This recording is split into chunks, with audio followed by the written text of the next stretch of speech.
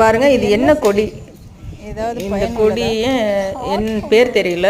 பாருங்க ரோட்டோரத்தில் இருக்கு. இதன் பேர் தெரிஞ்சவங்க கமெண்ட் பண்ணுங்க. இது என்ன பயன்பாடு இதோடதுன்னு தெரியல. பயன் தெரிஞ்சவங்க கமெண்ட் பண்ணுங்க. பாருங்க இது ஒரு கொடி வகையை சேர்ந்தது.